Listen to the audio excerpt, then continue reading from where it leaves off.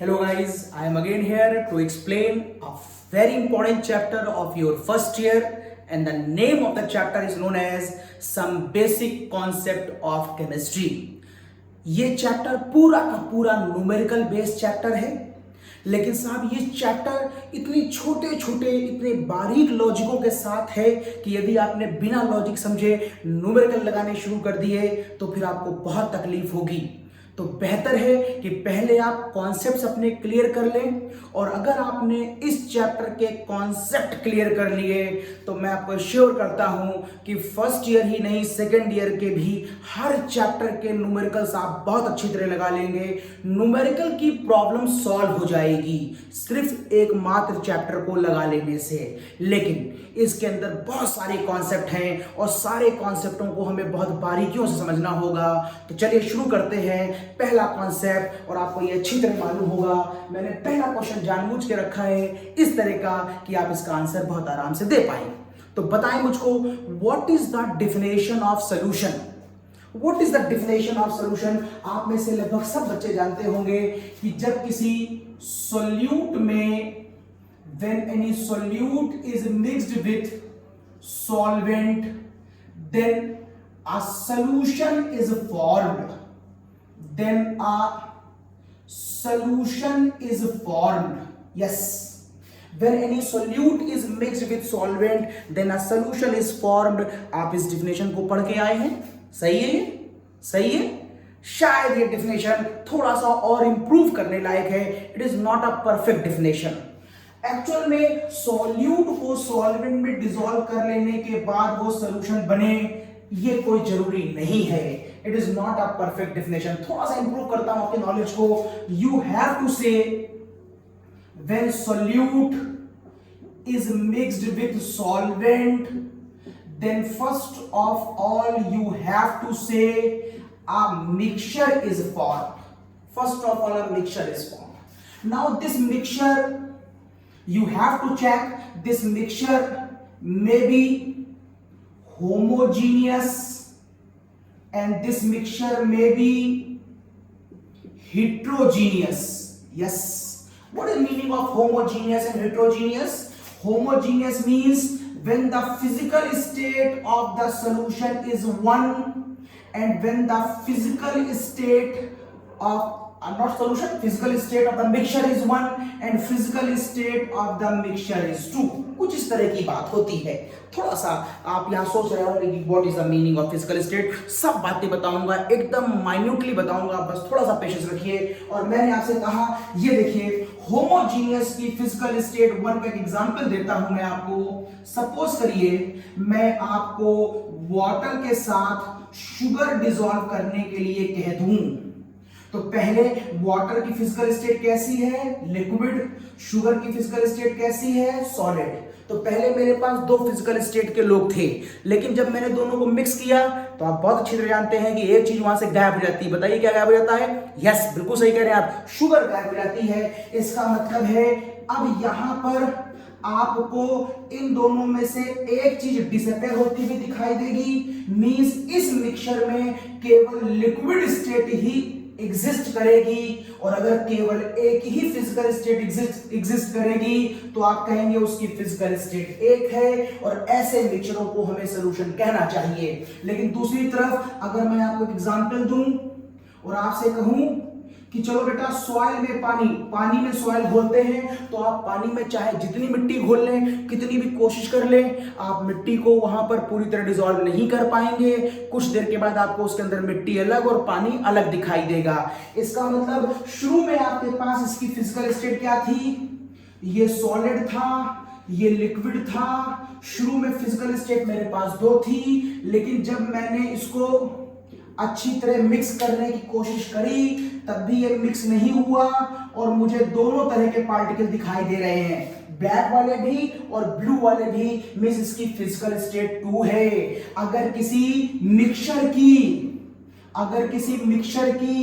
Physical state to होगी तो वो मिक्सचर सॉल्यूशन नहीं कहलाएगा।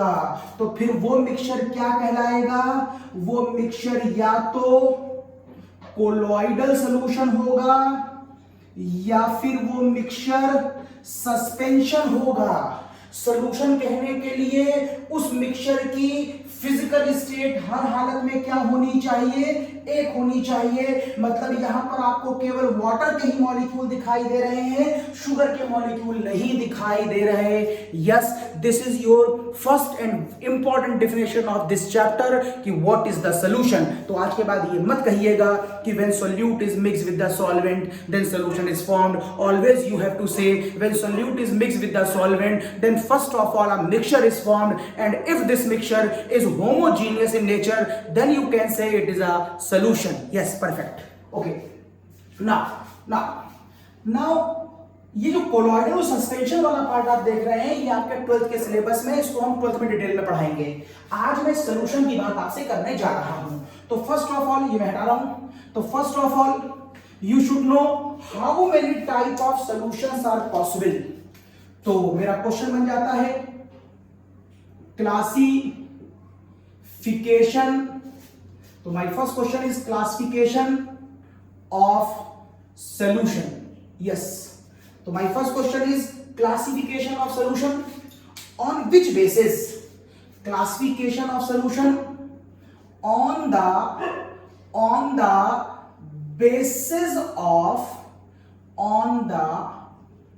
basis of physical state. Yes, solution कितने तरह के होते हैं on the basis of physical state. Can you guess कि how many type of physical or how many type of solutions are possible on the basis of physical state? Can you guess? Yes, absolutely you are right. 9 type के solutions शायद आपने guess कर लिया है। 9 तरह के solutions होते हैं, 9 तरह के, और शायद आप गेस ना भी कर पाए हो, कुछ सरप्राइजिंग भी हो आपके लिए। ये 9 तरह के कैसे निकलते हैं मैं बताता हूं आपको।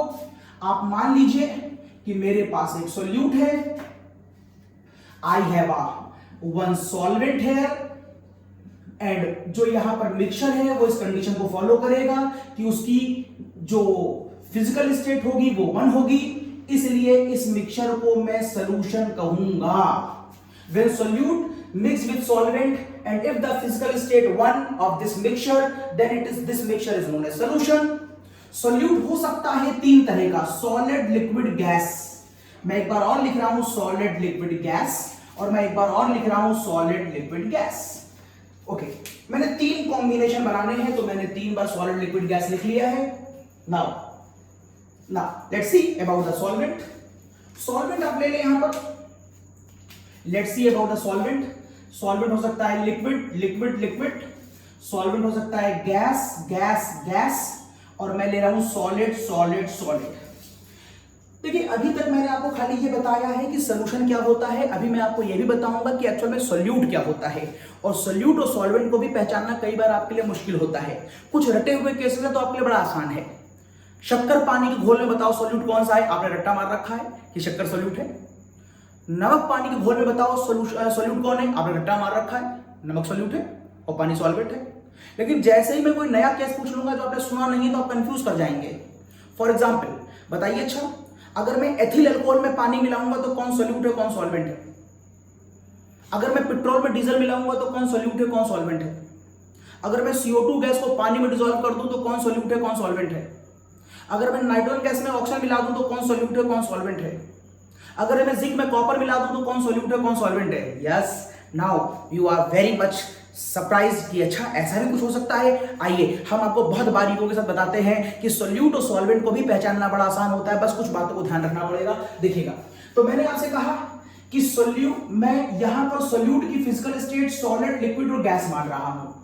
सपोज करिए कौन सा सॉलिड मानता हूं, मैंने यहां पर मान लिया शुगर है, और वो यहां पर किसमें डिसॉल्व हो रहा है, पानी में। ये देखिए, अगर यहां पर शुगर वाटर में डिसॉल्व होगा तो बताइए कुछ देर के बाद आपको यहां पर क्या दिखाई देगा? मुझे लगता है कि आपको यहां खाली पानी दिखाई देगा। शुगर अपनी फिजिकल आइडेंटिटी को लूज कर देता है। तो सॉल्यूट की पहली डेफिनेशन आ गई भैया, जो अपनी फिजिकल आइडेंटिटी को लूज कर देता है वो सॉल्यूट होता है, और जो अपनी फिजिकल आइडेंटिटी को मेंटेन रखता है, पानी ने अपनी फिजिकल आइडेंटिटी मेंटेन रखी है, तो जो अपनी फिजिकल आइडेंटिटी मेंटेन रखता है वो सॉल्वेंट होता है। यस, सॉल्यूशन क्या होता है हमें मालूम था, और सॉल्यूट और सॉल्वेंट के बारे में अभी भी जाना है हमने। लेकिन और कुछ केसेस देखते हैं। अगर मैं आपसे अभी वाला केस बताऊंगा, यहां पर देख लें पहले। अगर मैं आपसे कहूं CO2 गैस, और CO2 गैस को यदि पानी में डिसॉल्व करें या पानी को CO2 गैस में डिसॉल्व करें, तो बताइए कौन डिसअपियर हो गया।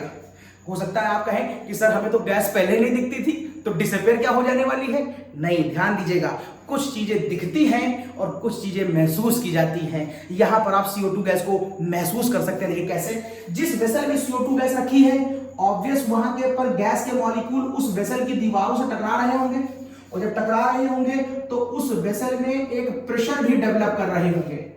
यस, और अगर प्रेशर डेवलप कर रहे होंगे तो आप महसूस करिए कि उसके अंदर गैस है, और जैसे ही आप उसके अंदर वाटर डिसॉल्व कर देंगे, वाटर, तो यहां पर एक रिएक्शन होगी। CO2 पानी से मिलकर क्या बना लेगा? CO2 पानी से मिलकर H2CO3 का एक मिक्सचर बना लेगा, जिसको हम सॉल्यूशन कहेंगे। क्योंकि इस प्रोसेस में जिस वेसल के अंदर पहले गैस का प्रेशर था, अब वो गैस पानी में डिसॉल्व कर गई, जिसकी वजह से गैस का प्रेशर खत्म हो गया। And this is the cause, आप कह सकते हैं गैस ने अपनी आइडेंटिटी लूज कर दी, और जिसने आइडेंटिटी लूज कर दी वो सोल्यूट होगा, ये सॉल्वेंट होगा, और यहां पर आपको एक सोल्यूशन मिलेगा, क्योंकि इसकी फिजिकल स्टेट कितनी है? 1। ओके, तो ये आपका सुना हुआ था, और ये मैंने अभी नया केस बताया। जो आप कोल्ड ड्रिंक पीते हैं, वहां पर यही वाली कोल्ड ड्रिंक आपको मिलती है। थम्स अप अगर आप बाजार में पीने जाइए तो वहां पर CO2 गैस को पानी में डिसॉल्व करके ही थम्स अप बनाई जाती है। ये देखिए साहब, लिक्विड लिक्विड। सपोज करिए मैं आपसे कहूं कि आप पानी में या आप एथिल अल्कोहल में, that is CH3 CH2OH, suppose करिए एथिल अल्कोहल में पानी मिलाने को मैं कह दूं। यस, इस बार आप एथिल अल्कोहल में पानी मिला रहे हैं। बताइए सोचकर, किसने अपनी आइडेंटिटी लूज करी?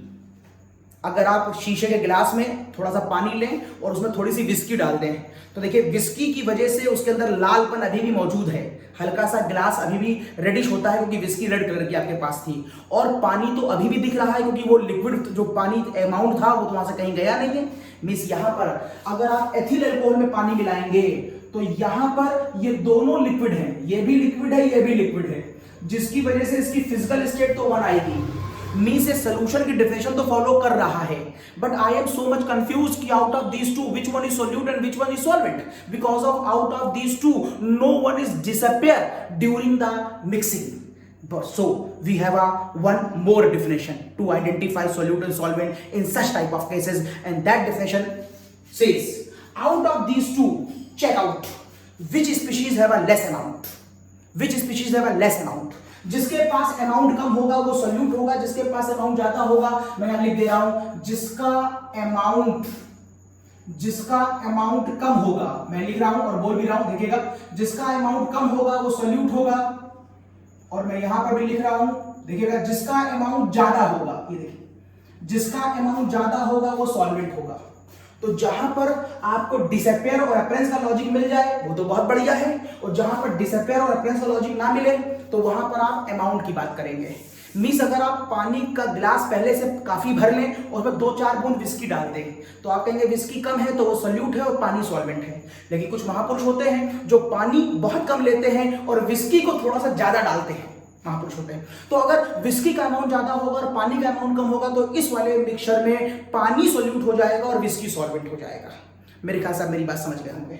अब यहां देखिए, सॉलिड लिक्विड गैस, यहां पर मैं आपको दिखाऊंगा कि ये अपनी आइडेंटिटी लूज करेगा और इसकी आइडेंटिटी मेंटेन रहेगी। मींस आपको जैसे ऊपर लिक्विड मिल रहे थे, अब आपको यहां पर इन दोनों को मिक्स करने के बाद खाली गैस मिलेगी, इन दोनों को मिक्स करने के बाद यहां भी गैस मिलेगी, मैं भी प्रूफ कर दूंगा, इसकी आइडेंटिटी गायब हो जाएगी, और यहां पर भी आपको केवल गैस मिलेगी, इसकी आइडेंटिटी, सॉरी यहां पर दोनों ही गैस है तो मौजी हो गई। अगर दोनों ही गैस है तो यहां तो फिजिकल आइडेंटिटी एक रहेगी, मतलब सॉल्यूशन है। इन दोनों में इसको मैं गायब कर दूंगा, खाली ये रहेगा, तो यहां भी फिजिकल स्टेट बनाएगी।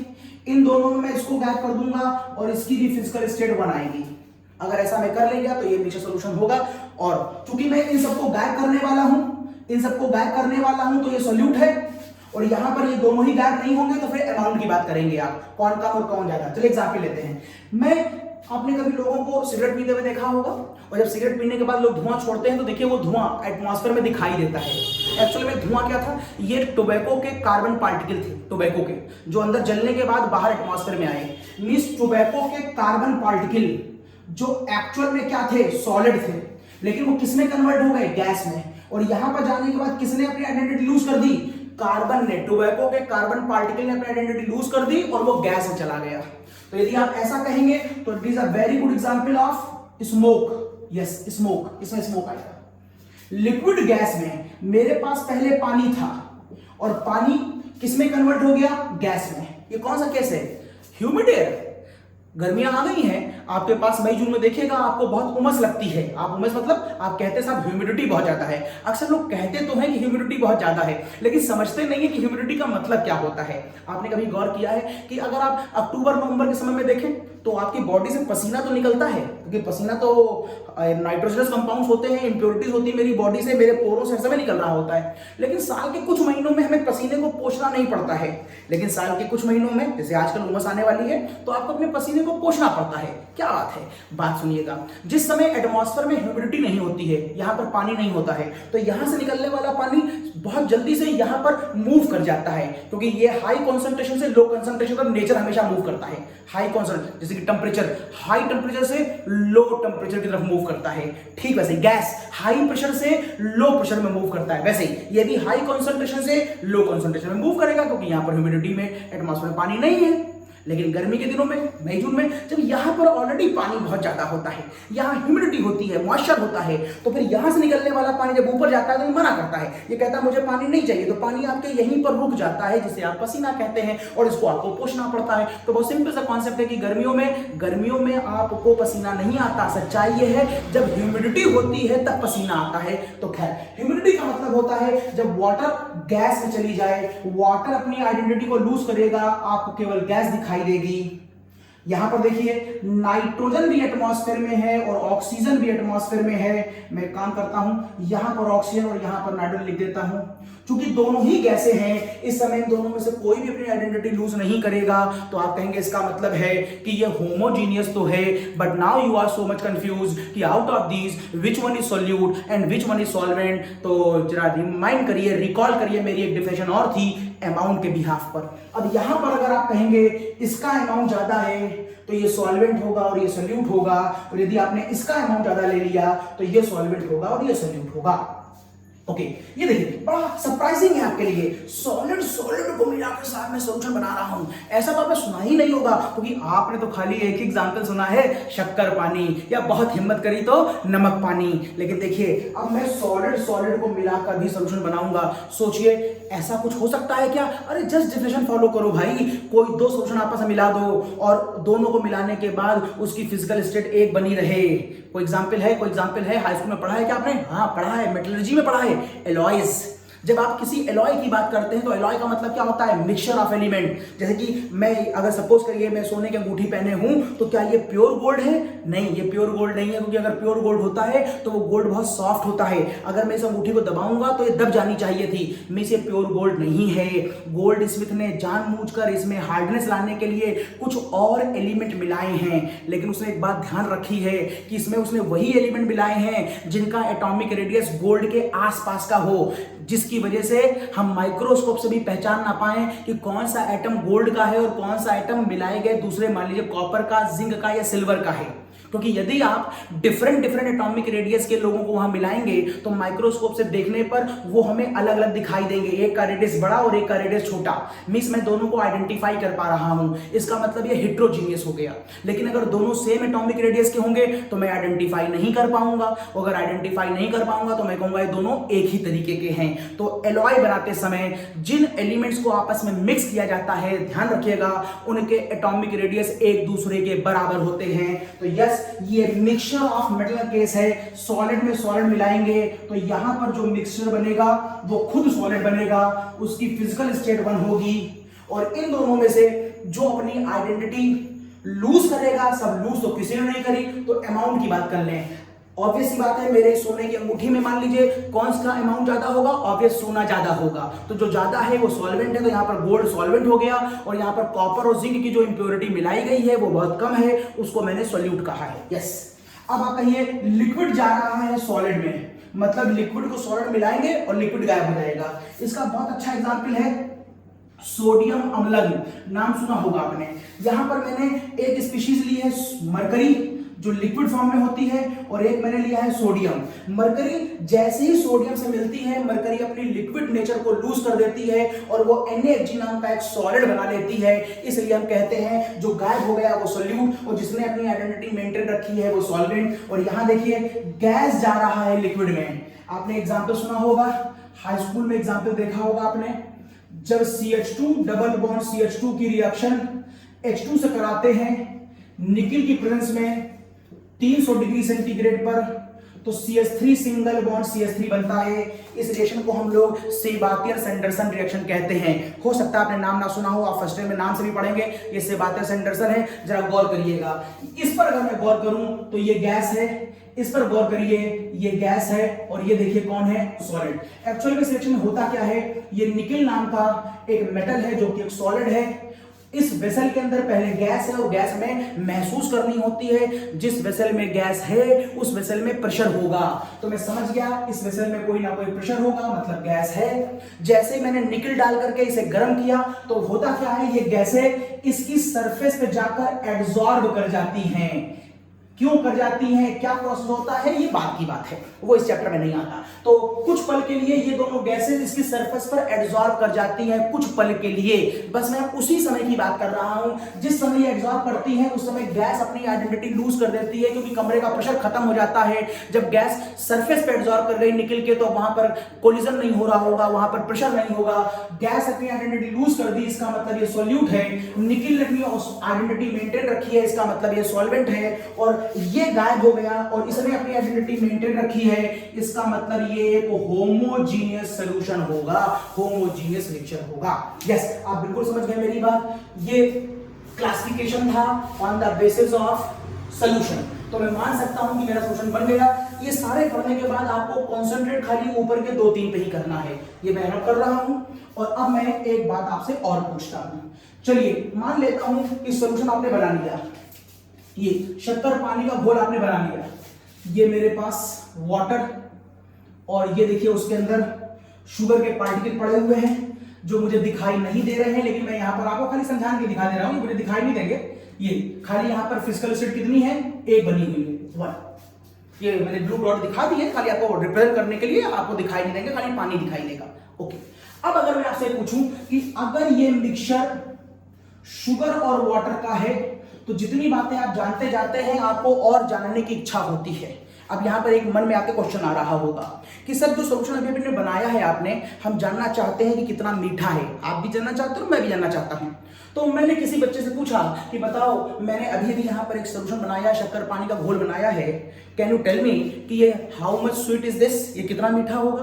तो उसने कहा सर इसमें कौन सी बड़ी बात है, हम इसे पी के देख के बता देते हैं। तो उसने 2 सॉल्यूशन मैंने बनाए थे, उसने दोनों बारी बारी टेस्ट किए। उसने कहा सर ये ज्यादा मीठा है, इसका मतलब ये कॉन्सेंट्रेट है, नाम सुना होगा आपने, और ये कम मीठा है, इसका मतलब डाइल्यूट है। यस, यहां पर एक क्लासिफिकेशन सॉल्यूशन का और आ गया, एक क्लासिफिकेशन और आ गया। सॉल्यूशन या तो कॉन्सेंट्रेटेड होगा और या फिर सॉल्यूशन डाइल्यूट होगा।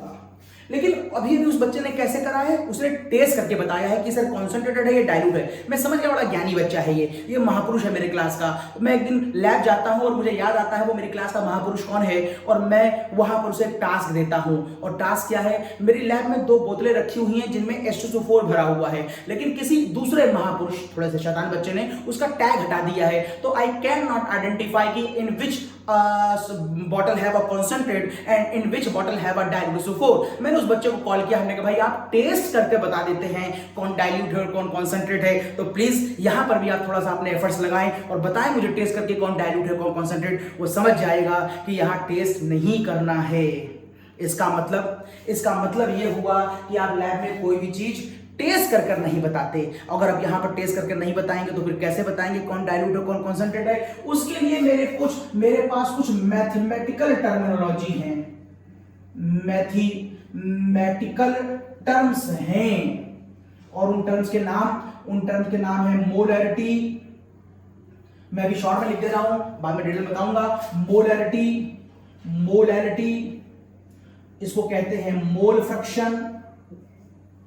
इसके बाद आता है मोल फ्रैक्शन, एक्स से रिप्रेजेंट करते हैं, या फिर होगा परसेंटेज वेट बाय वेट, या फिर होगा परसेंटेज वेट बाय वॉल्यूम, या फिर होगा परसेंटेज वॉल्यूम बाय वॉल्यूम, या फिर मैं आपको पढ़ाऊंगा पीपीएम, इसे कहते हैं पार्ट्स पर मिलियन, या फिर मैं आपको पढ़ाऊंगा फॉर्मेलिटी, और सबसे लास्ट में, last but not a least, that is very very important, और जो इंपॉर्टेंट है उसी को लास्ट में ले रहा हूं मैं, और उसको मैं पढ़ाऊंगा नॉर्मेलिटी।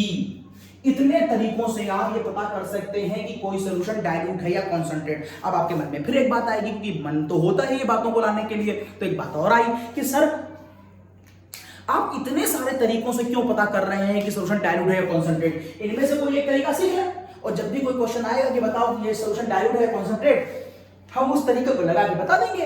तो आप समझिएगा, आप सपोज करिए सिटी मॉन्टेसरी स्कूल में आप पढ़ते हैं और आप वहां से अपनी नाके वाली ब्रांच से चारबाग जाना चाहते हैं, तो आपको शुरू से बचपन से एक रास्ता बताया गया है कि सीधे आप नाके होते हुए बांसमंडी होकर के राइट मुड़ जाएंगे और चारबाग स्टेशन आ जाएगा। आपको बचपन से यही रास्ता बताया गया है। लेकिन हुआ क्या, जब 2-4-10 साल के बाद आप बड़े हुए और आपकी जॉब लगी और आज आप अकेले चारबाग स्टेशन जा रहे हैं, वही वाया स्कूल जा रहे हैं उसी रास्ते से, तो नाके चौराहे पे जाम लगा हुआ है। लेकिन आप जाम का वेट कर रहे हैं, जब जाम खुलेगा तभी आप जा पाएंगे, क्योंकि कोई और रास्ता तो आपने कभी सीखा ही नहीं। यदि आप चारबाग जाने का बचपन से कुछ और रास्ते सीख लेते, इस गली से उस गली से, ऐसे होकर वैसे होकर, तो आप जाम में फंसते नहीं, किसी ना किसी तरीके से आप स्टेशन पहुंचकर अपने डेस्टिनेशन तक पहुंच जाते। इसका मतलब है हमें किसी एक टास्क को पूरा करने के कई रास्ते मालूम होने चाहिए, ताकि वो मेरे लिए अकॉर्डिंग टू कंडीशन ईजियर बन जाए। बस यही लॉजिक है कि मैंने आपको बहुत सारे लॉजिक पढ़ाने हैं। किसी भी क्वेश्चन में जो लॉजिक लग रहा होगा वो वहां पर लगा दीजिएगा। Okay, now out of these all I will going to take each one in a very much detail. So first of all I am going to take about the molarity. इसका नाम है मोलैरिटी। तो first of all क्या होती है molarity? मैं एक definition बोलने जा रहा हूं और जो डेफिनेशन है उसी को फॉर्मूले में कन्वर्ट कर दूंगा। क्या होती है मोलैरिटी? तो मोलैरिटी बराबर होता है, डेफिनेशन बोल रहा हूं, मोलैरिटी बराबर होता है number of moles of solute which is present in a litre of solution. ये मैंने क्या बोली? मैंने डेफिनेशन बोली, लेकिन ध्यान से देखिए मैंने लिख क्या दिया? फॉर्मूला लिख दिया। मींस जो डेफिनेशन है वही फॉर्मूला है। अब इसमें क्या क्या जानते हैं पहले से आप? यस, आप इसमें जानते हैं सोल्यूट के बारे में मैं आपको ज्ञान दे चुका हूं, सोल्यूशन के बारे में मैं आपको ज्ञान दे चुका हूं। एक नया टर्म आपके सामने आ रहा है मोल। जैसे जैसे टर्म मेरे सामने आते जाएंगे हम उसका ज्ञान लेते जाएंगे। हम एक बार भी आपसे ये नहीं कहेंगे कि आप ये हाई स्कूल में पढ़कर आए हैं, और हम ये भी नहीं कहेंगे कि आप अगले चैप्टरों में या आने वाली क्लासेस में पढ़ेंगे। हम आपको हर चीज आपको वहीं पर पढ़ाएंगे जहां पर वो टर्म आ जाएगा। इससे शायद थोड़ा समझना आपके आसान हो जाए। तो मैं अब आपको इसको डिटेल में खोलने से पहले मुझे मोल बताना जरूरी हो गया। तो चलिए मैं बताता हूं आपको मोल के बारे में, हल्की सी हिंट करूंगा, और मोल की जो डिटेल स्टडी है वो अगले लेक्चर में आपको दूंगा। मेरा अगले लेक्चर का नाम होगा मोल कॉन्सेप्ट। लेकिन थोड़ी सी बात मैं आपको जो बता दूंगा, तो यहां पर मोल का एक फॉर्मूला होता है वेट अपॉन मॉलिक्यूलर वेट। आपने हाई स्कूल में पढ़ा है। आपने एक और फॉर्मूला पढ़ा है हाई स्कूल में, volume at STP upon 22.4 litre. और आपने मोल का एक और फॉर्मूला पढ़ा है एन अपॉन एवोगैड्रो नंबर। फिलहाल मैंने आपको मोल के 3 फॉर्मूले बता दिए। अगले लेक्चर में, जिसका नाम है मोल कॉन्सेप्ट, मैं आपको वहां ये बताऊंगा कि मॉलिक्यूलर वेट का मतलब क्या होता है और ये फॉर्मूला कहां से आया। ये किसी किताब में नहीं लिखा है। आपने हाई स्कूल में ये पढ़ा है कि वेट अपॉन मॉलिक्यूलर वेट मोल होता है, लेकिन ये फॉर्मूला बना कहां से? कहीं नहीं लिखा है। ये formula volume at STP upon 22.4, ये फॉर्मूला मोल होता है, किसी किताब में ये नहीं लिखा है। ये आया कहां से? और बड़ा आसान है, मैं बताऊंगा आपको। आपको लगेगा अरे ये कौन सी बड़ी बात थी। ये देखिए, ये खुद में अपना मोल होता है। मैं आपको बताऊंगा 6.023 टू 10⁻23 टर्म कहां से आया और ये 22.4 लीटर नंबर कहां से आया। मींस मैं आपको एक छोटी छोटी बारीकियों पे गौर कराऊंगा। मोल कॉन्सेप्ट में जो मेरा अगला लेक्चर होगा इन सब की बात मैं करूंगा। फिलहाल मेरा एक हल्की सी हिंट मुझे मिल गई कि मोल के 3 फॉर्मूले होते हैं। अब अकॉर्डिंग टू कंडीशन हम इन फॉर्मूलों को यूज करेंगे। कैसे करेंगे अभी देखते हैं। मैं इसके ऊपर एक छोटा सा न्यूमेरिकल बनाता हूं ताकि मैं आपको मोलरिटी को समझा पाऊं। मैं ये रब कर रहा हूं, आपने स्क्रीनशॉट ले लिया होगा, स्क्रीनशॉट ले लीजिए आप। यस, अब मैं रब कर रहा हूं। तो मैंने आपसे कहा, तो चलिए मैं आपको मोलरिटी के ऊपर एक छोटा सा न्यूमेरिकल दिखाता हूं। 1 बाय 1 तीनों के ऊपर की केस लेता हूं।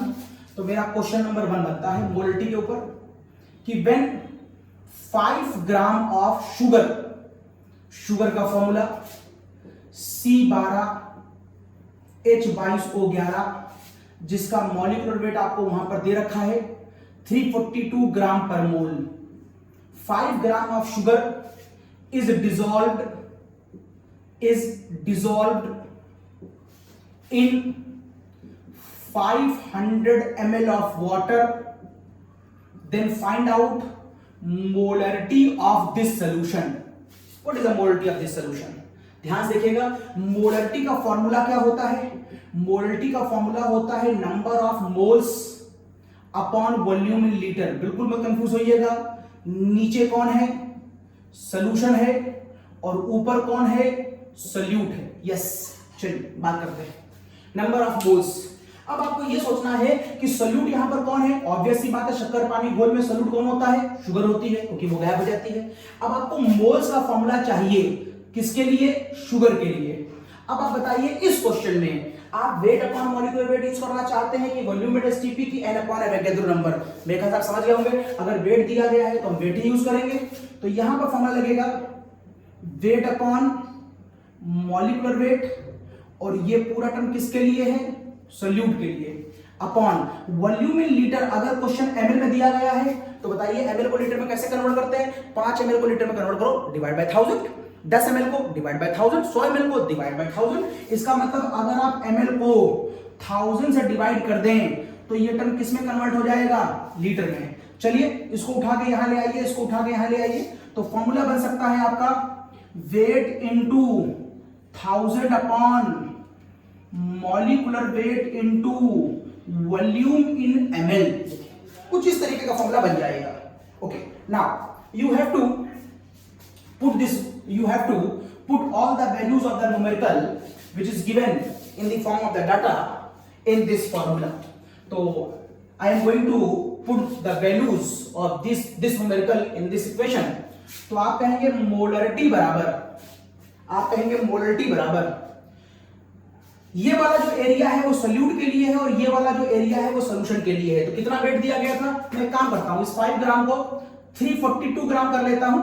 ऐसा करने से मेरी कैलकुलेशन थोड़ी सी आसान हो जाएगी बस। तो मैंने यहां पर वेट कितना रख दिया? 342। ये देखिए ऊपर 1000 फार्मूले का, अपॉन मॉलिक्यूलर वेट क्वेश्चन में दे रखा है। कैसे निकलता है बाद बताएंगे। ये 342 मॉलिक्यूलर वेट दे रखा था और वॉल्यूम ml में, क्योंकि 1000 से मैं डिवाइड करके ml में ले आया हूं, तो वॉल्यूम ml में कितना? 500। ये देखिए सॉल्व करने पे वैल्यू क्या आएगी? ये खत्म हो गया, ये खत्म हो गया, आंसर आया 2। आंसर आया 2। अब जब आंसर आएगा तो आपको यूनिट भी लिखनी होगी। आपकी बुक में जो यूनिट लिखी हुई है वो इसके बगल में m लिखी हुई है, ये 2m। यस, मान्य है, लेकिन मुझे ये यूनिट अच्छी नहीं लगती क्योंकि ये मुझे बहुत कुछ नहीं बताती। बेहतर है आप हैबिट डालें, इसकी यूनिट ऐसे लिखा करें 2 और लिखें इसे मोल्स पर लीटर। ये इसकी यूनिट लिखा करिए। ये कहां से आ रही है? ऊपर मोल है, नीचे लीटर है। तो सॉल्व करने पे इसमें मोल्स पर लीटर ही तो आनी चाहिए। ये देखिए मोल्स पर लीटर आ गए। ओके, अभी आपने 2 मोल्स पर लीटर का सॉल्यूशन बना लिया। अब देखिए, सपोज करिए मैं आपको एक टास्क दे देता हूं कि चलो 1 मोलर का सॉल्यूशन बनाओ। देसी, मैं ऐसे लिखता हूं, चलिए 1 मोलर का सॉल्यूशन बनाइए, देसी मोलर का सॉल्यूशन बनाइए, सेंटीमोलर का सॉल्यूशन बनाइए, या सेमी मोलर का सॉल्यूशन बनाइए। ये जो वेल नोन टर्म्स हैं यहां से लेकर कॉम्पिटिशन तक वो मैंने लिखे। अब देखिए मैं इस वाले लॉजिक को यूज करके सारे सोल्यूशन बना लूंगा। एक काम करिएगा, जब भी आपको कोई सोल्यूशन बनाना हो, आप सोल्यूशन को बनाने जा रहे हो, तो आप नीचे वाले इस टर्म को चेंज नहीं करेंगे और इसको एज अ स्टैंडर्ड हमेशा 1 लीटर मानेंगे। आपको कोई न्यूमेरिकल दिया गया है तो 500 ml, 200 ml, 2.5 लीटर, 10 लीटर कुछ भी हो सकता है, लेकिन जब आप कोई सोल्यूशन बनाएंगे तो एज अ स्टैंडर्ड पैरामीटर ध्यान रखिएगा कि आप नीचे वाले टर्म को हमेशा 1 लीटर ही लेंगे। इस बात को ध्यान रखकर टास्क पूरी करते हैं। 1 मोलर सोल्यूशन कैसे बनेगा?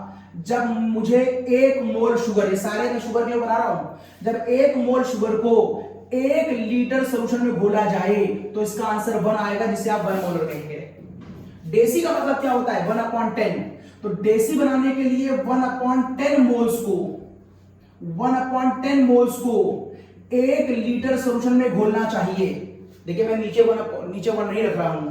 सेंटीमोलर, इसका मतलब है 1/100 मोल्स को आपको 1 लीटर सोल्यूशन में घोलना चाहिए।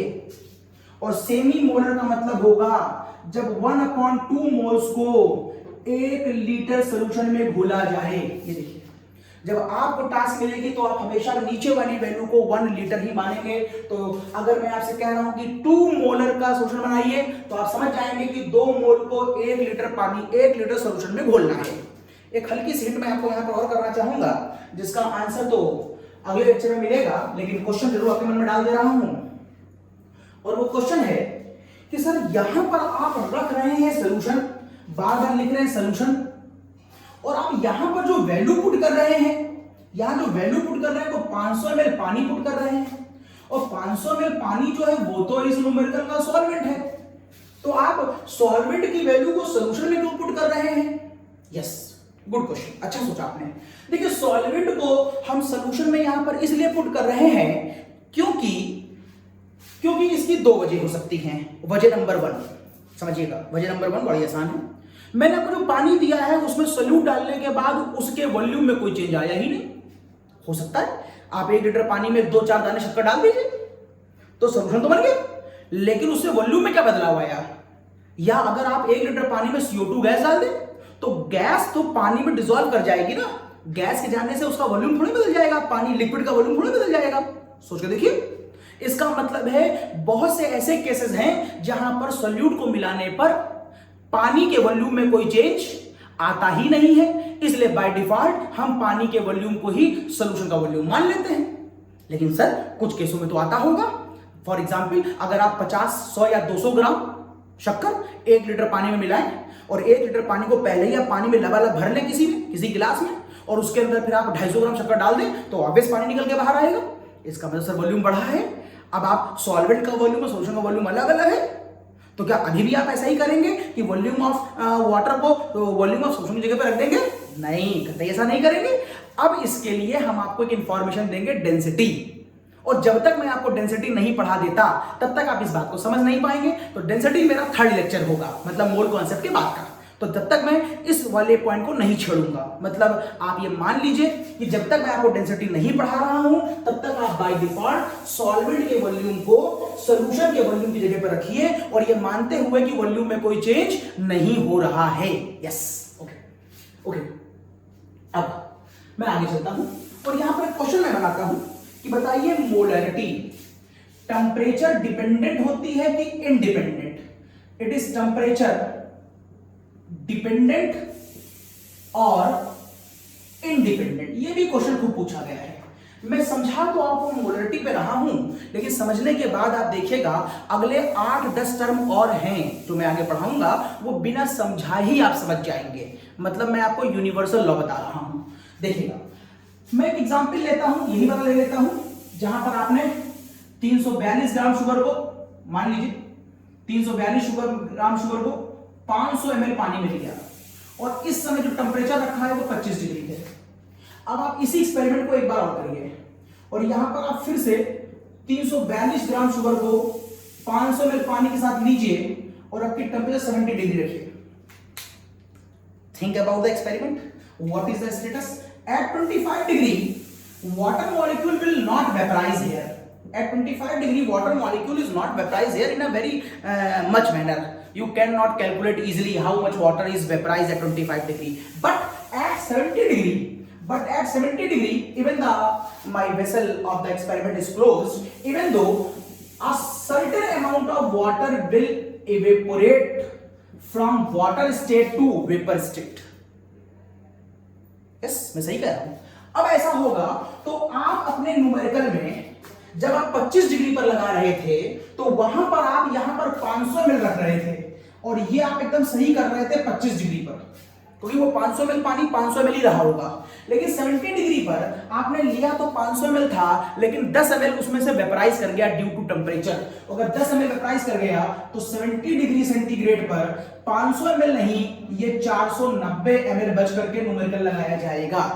इसका मतलब मोलरिटी का आंसर एक ही सॉल्यूशन के लिए अलग अलग टेम्परेचरों पर अलग अलग आएगा. आप जैसे जैसे टेम्परेचर बदलते जाएंगे वॉल्यूम बदलता जाएगा, क्योंकि कुछ पानी वेपराइज हो रहा है जिससे आंसर बदलता जाएगा. यस, हैज प्रूव्ड कि molarity is temperature dependent. Molarity is temperature dependent. तो इन शॉर्ट अब आने वाले समय में आप ये कह सकते हैं कि जिस फॉर्मूले में वॉल्यूम दिखाई दे रहा हो, लेकिन वॉल्यूम लिक्विड का, गैस का नहीं, वॉल्यूम दिखाई दे रहा हो आइदर इन न्यूमरेटर और denominator, either on up side और डाउन साइड. अगर आपको फॉर्मूले में वॉल्यूम दिखाई दे रहा हो या तो ऊपर या फिर नीचे, तो टेम्परेचर की वजह से ऊपर या नीचे में से कहीं पर वैल्यू बदलेगी. अगर वैल्यू बदलेगी तो मोलरिटी बदलेगा. तो मींस आगे आने वाले सभी फॉर्मूलों में जहां पर आपको वॉल्यूम दिख जाए आप तुरंत कह दीजिएगा कि साहब उसका आंसर टेम्परेचर डिपेंडेंट होगा. मेरे ख्याल से मेरी बात समझ चुके हैं. यस, तो मैं आपको मोलरिटी का एक कॉन्सेप्ट दे चुका हूं जिसमें मैंने फॉर्मूला जो यूज करा है वो वेट अपॉन मॉलिक्यूलर वेट का यूज किया है. मैं इसे रब कर रहा हूं और अब मैं एक फॉर्मूला और यूज करता हूं मोल का. ये हटा रहा हूं, ये देखिए हट गया, और यहां से मैंने ये भी हटा दिया और मैं ये भी हटा देता हूं. अब आपके पास थोड़ा सा ऊपर मैं चेंज करता हूं. अब मैं आपसे कहता हूं कि मेरे पास यहां पर मैंने 5 ग्राम ना लेकर के मैं 44 ग्राम CO2 गैस ले लेता हूं. 44 ग्राम CO2 gas which is dissolved in 500 ml of water. Find out the molarity of the solution. ये क्वेश्चन बना दिया. ध्यान देखिएगा, इस बार मैंने गैस के ऊपर न्यूमेरिकल दिया है. और एक बात मैं आपको बहुत अच्छी तरह हिंट कर दे रहा हूं. अगर न्यूमेरिकल, अच्छा एक बात और, ये 44 ग्राम मैं नहीं देना चाह रहा था, मैं यहां पर ग्राम का मुझे समझा चुका हूं. मैं अब आपको 44 पॉइंट मुझे लगता है सूट करेगा 8, 44.8 लीटर CO2 गैस देना चाहता था, और वो भी STP पर. एक्चुअली मैं ये क्वेश्चन बनाना चाहता था क्योंकि मैं आपको इस फॉर्मूले पर अब न्यूमेरिकल लगवाना चाह रहा हूं, और वो फॉर्मूला है volume at STP upon 22.4 litre. Yes, अब आपको मैं बताना ही चाह रहा था कि आप इस फॉर्मूले को कब लगाएंगे. ये फॉर्मूला मोल का केवल गैस के केस में लगेगा, बस केवल गैस. और इस वाले लीटर को लेकर कंफ्यूज ना करिएगा. यहां का लीटर और ये वॉल्यूम, ध्यान रखिएगा, ये दोनों किसके लिए हैं? गैस के लिए हैं. ये गैस के लिए है, यहां पर लिक्विड के वॉल्यूम से कोई मतलब नहीं है. तो बहुत शांति से इस बात को बता रहा हूं, बिल्कुल कंफ्यूज ना करिएगा. अगर गैस का न्यूमेरिकल है और वहां पर इंफॉर्मेशन STP पर दी गई है तो आप मोल निकालने के लिए यही वाला फॉर्मूला लगाएंगे.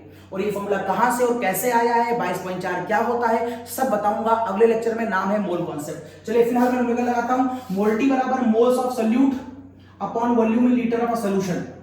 चलिए यहां पर मेरे पास मोल का फॉर्मूला हो जाएगा volume at STP upon 22.4 litre. और ये किसके लिए आ रहा है? ये CO2 गैस के लिए आ रहा है. अपॉन ये हो जाएगा वॉल्यूम इन ml अपॉन 1000, और इस पूरे का सम क्या हो गया? ये पूरा सम लीटर में आएगा. अब ये टर्म यहां भेज दीजिए और ये टर्म यहां भेज दीजिए, तो फॉर्मूला बन जाएगा volume at STP into 1000 upon 22.4 litre into volume in ml. बिल्कुल कंफ्यूज ना करिएगा, ये वॉल्यूम किसका है? गैस का है. ये गैस का है, और ये वॉल्यूम किसका है, ये सॉल्यूशन का है, लिक्विड का है, बिल्कुल कंफ्यूज नहीं होना है, ये लिक्विड का है और ये गैस का है। यस, चलिए वॉल्यूम एसटीपी कितना दिया गया है, 44.8 दिया गया था, इनटू 1000, नीचे 22.4 लीटर, इनटू वॉल्यूम इन एमएल, सॉल्यूशन का कितना है 500, ये देखिए 500। आप समझ गए होंगे कि क्यों मैं 44.8 टन ढूंढ रहा था, कि मैं 22.4 से क्वेश्चन को खाली आसान करना चाह रहा था। ये गुणा भाग आसान हो जाएगा, ये काटूंगा तो यहां से वैल्यू 2 आ जाएगी, और ये काटूंगा तो यहां से भी वैल्यू 2 आ जाएगी, आंसर क्या आ जाएगा 4 आ जाएगा। लेकिन कोई भी आंसर बिना यूनिट के नहीं लिखना है, तो जल्दी से बताओ इसकी यूनिट। तो इसकी यूनिट देखने के लिए यूनिट ढूंढो, यूनिट ढूंढो, यूनिट ढूंढो, यूनिट यहां से ढूंढते हुए आओ, यहां से ये यूनिट है इसकी मोल्स पर लीटर, मींस इसका आंसर भी इतने मोल्स पर लीटर में ही लिखा जाएगा। यस, अगर कोई सॉल्यूशन गैस के साथ लिया गया है और उस गैस की इंफॉर्मेशन एसटीपी पे दी गई है, तो आप ये फॉर्मूला लगा सकते हैं। चलिए मैं इसी क्वेश्चन को चेंज करता हूं, और जो मैंने गलती से ग्राम लिख दिया था, मान लेता हूं कि चलो ग्राम भी क्वेश्चन दिया था, तो क्या होता देखिएगा। अगर मैं इस क्वेश्चन को CO2 को 44.8 ग्राम में दिया होता, मैं कहता इतने ग्राम CO2 गैस पानी में डिसॉल्व हो गई, तो क्या दिक्कत है, कोई बात नहीं। अब इंफॉर्मेशन किसमें है, ग्राम में है, तो फिर मोल का फॉर्मूला कहां से लगाएंगे, तो फिर अब आप मोल का formula weight upon molecular wait लगाएंगे। गैस है तो क्या हुआ, इंफॉर्मेशन तो वेट की फॉर्म में है, तो फिर फॉर्मूला मोल का वेट से तो लगाओगे। अगर आप ऐसा करेंगे तो आप कहेंगे 44.8 ग्राम दे रखा था और मॉलिक्यूलर वेट CO2 का निकाल लो, यहां पर कार्बन का 12 और 16 32 है, 44 आएगा और आप सॉल्व कर लेंगे। तो ये कोई बड़ी बात नहीं है। अगर वेट में क्वेश्चन दिया गया है तो आप वेट अपॉन मॉलिक्यूलर वेट लगाएंगे, वॉल्यूम में एसटीपी दिया गया है तो 22.4 लीटर वाला लगाएंगे। और वन मोर, एक क्वेश्चन और देखिए, मैं इसको रब कर रहा हूं, इसको रब कर रहा हूं, और देखिए क्वेश्चन और दिखाता हूं, एक क्वेश्चन और देखिए, ये भी मैंने रब कर दिया। ऊपर ही वैल्यू को हल्का सा चेंज करता हूं। मान लीजिए मेरे पास इस क्वेश्चन में मुझे कहा जाए कि 3 × 10⁻23 मॉलिक्यूल्स ऑफ CO2 गैस को पानी में डिसॉल्व किया गया। ये क्वेश्चन है, एक बार वेट दिया था, एक बार वॉल्यूम एसटीपी दिया था, और अब की देखिए मैंने क्या दिया है, नंबर दिया है। अगर नंबर दिया है तो सबसे पहले बताओ, अगर मोल्टी पूछेगी तो फॉर्मूला क्या लगाओगे, सर ये लगाएंगे। ओके, इसमें क्या निकालना पड़ेगा, मोल, तो मोल का फॉर्मूला बताओ, क्या ये लगाएंगे, नहीं सर वॉल्यूम एसटीपी कहां दिया है, तो क्या ये लगाएंगे, नहीं सर वेट कहां दिया है, तो फिर क्या लगाओगे भैया, एक फॉर्मूला और है ना बेटा मेरे पास, वो फॉर्मूला क्या है, मोल बराबर n अपॉन 6.023 × 10⁻23। मैं सब बताऊंगा आपको अगले लेक्चर में कि ये फॉर्मूला कैसे बना और ये नंबर कैसे आया। फिलहाल मान लेता हूं कि फॉर्मूला मुझको मालूम है, तो बस मोल की जगह पे फॉर्मूला पुट कर दीजिए। तो यहां पर आ जाएगा n अपॉन 6.023 10⁻23 अपॉन वॉल्यूम इन, अगर ml में दिया गया है तो डिवाइड बाय 1000, ताकि ये पूरी वैल्यू लीटर में दिखाई दे। अब ये टर्म यहां और ये टर्म यहां, वैल्यू ले लीजिए n × 1000 upon 6.023 × 10⁻23 into volume in ml। चलो वैल्यू पुट कर दो, तो n दे रखा था आपको 3 × 10⁻23, ये देखिए 1000, यहां पर मैं मोटा मोटा 6 मान ले रहा हूं, आप गुणा कर लीजिएगा, 6 × 10⁻23, और वॉल्यूम इन ml कितना दिया गया है 500। तो यहां से ये काटता हूं तो यहां से वैल्यू 2 आएगी, और ये काटूंगा तो यहां से ऊपर वैल्यू 2 आएगी, मतलब 2/2 का मतलब 1, और यूनिट क्या होगी, यूनिट, ये आई यूनिट, तो इसकी यूनिट क्या होगी, इसकी भी यूनिट मोल्स पर लीटर होगी। यस, तो इस तरीके से मैंने बता दिया आपको मोलैरिटी के बारे में, मोलैरिटी की सारी बातें कर ली। और अब नेक्स्ट लेक्चर में मैं आपको बताता हूं मोल कॉन्सेप्ट के बारे में, और मोल कॉन्सेप्ट में मैं मोल्स को एकदम डिटेल में खोल दूंगा। वो लेक्चर थोड़ा सा लंबा होगा, फिलहाल कॉपी करिए। नेक्स्ट में मिलते हैं जिसका नाम होगा mole concept after a short commercial break.